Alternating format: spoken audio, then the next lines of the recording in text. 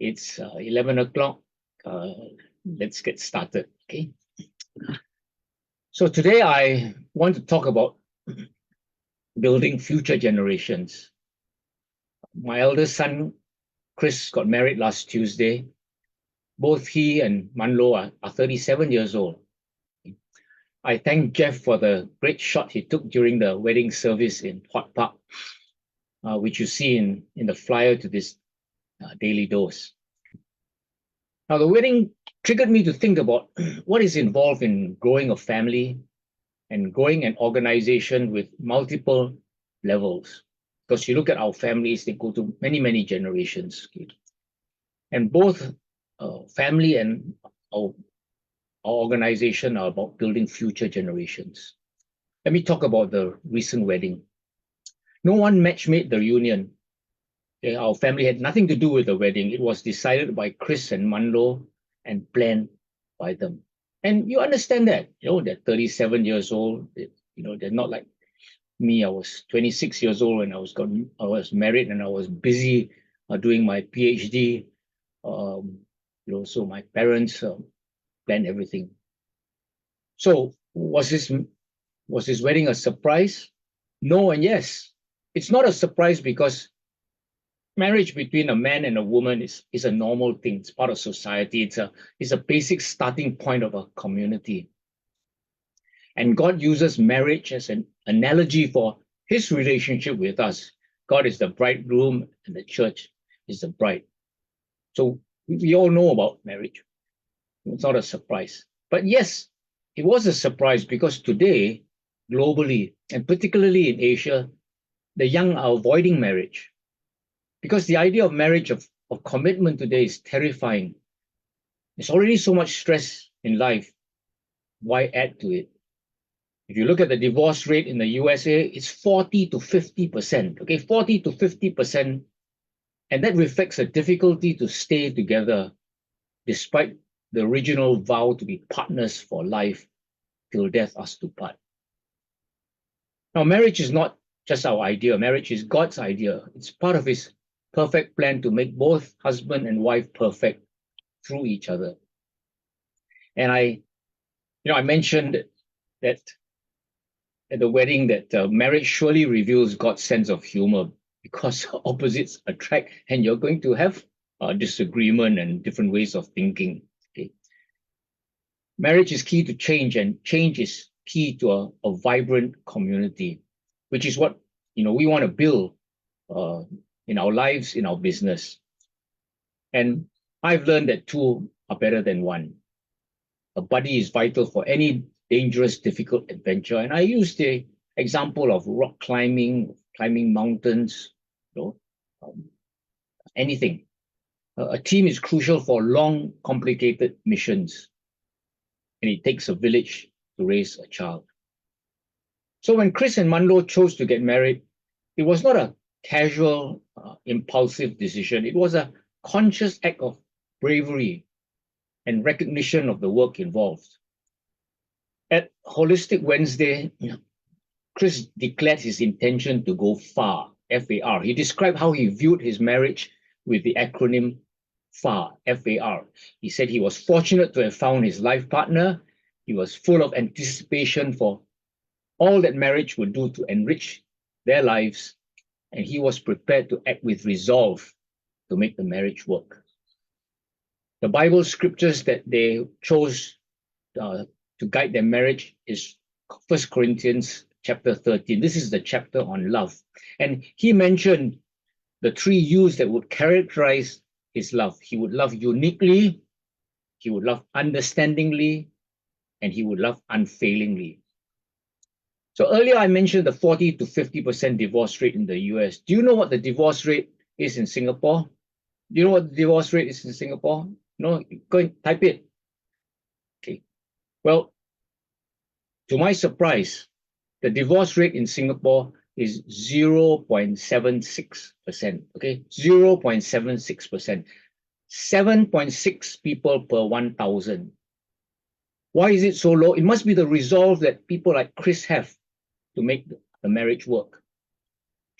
In my speech, I expressed my personal appreciation for this wedding. I wish More of you could have been there, but I had no say at all about the guest list, which was very, very small. But I was uplifted, okay, and reminded of commitment, of courage, and the hope of children. Commitment, courage, and children. When you think of it, these are the components of the success mantra: intention plus action plus grace, where grace is a gift from God, and children are a gift from God. So let's look at each of these. Commitment. Okay. It's a commitment to be and to do in the face of the unknown. The wedding vows are a public declaration of intention in health or in sickness. I don't know what would happen, okay? And this can be exciting if you're the optimistic type, but obviously, you're prepared for, for rain, for sunshine. Although things are uncertain, the bride and the groom say, I'm certain of my response, my commitment. Okay, that's what the vow is. Okay. And that was a refreshing reminder, because commitment is the crucial characteristic of every successful person. It's the never give up. It's the iron will. Okay. Let's look at courage. If you look at the wedding itself, Mando and Chris had never done one before. This was their first wedding. They had their own work deadlines. Chris had very serious deadlines. Okay. There was the ongoing renovation in their homes, and having to plan for this. So what did they do? Well, one thing you do to help you if you have fear or you have tight deadlines, you get help. And there was this lady, Justine, who helped me with the Mandarin that I decided at the last minute to say to the in-laws. And I found out that she has been a bridesmaid 22 times before. No wonder she was so good. So when you get good help, you have more courage to continue. What is courage? Courage, simple definition of courage, is the ability to face fear or adversity with determination and strength. And marriage represents a basic desire to improve life, to create a better future. Okay? It's like climbing a mountain. It's accepting a challenge. You want to climb a mountain, because the view is better up there. But you've heard the saying, Chris Wan has mentioned it many times, it's not the mountain we conquer, but ourselves. So, courage is the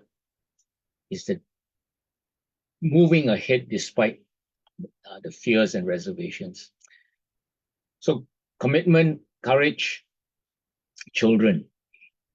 Offspring are the result of reproduction, duplication. And basically what we are doing in a business, what they are doing in a family, is to create a community, one child at a time.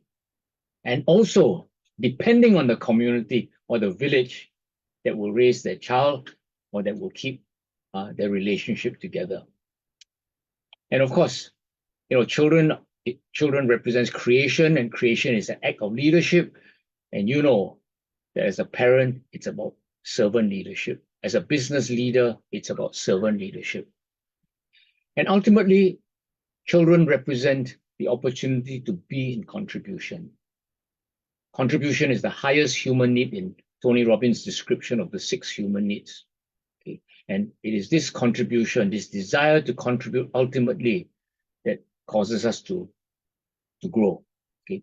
So let's go back to the subject of growing a family and an organization. It starts with years of preparation, to be that prince or the prince charming that will attract someone. Then you enroll one key partner, either a prince charming or a princess charming. And once you enroll that key partner, there's more preparation involved, because opposites attract, so there's more work done.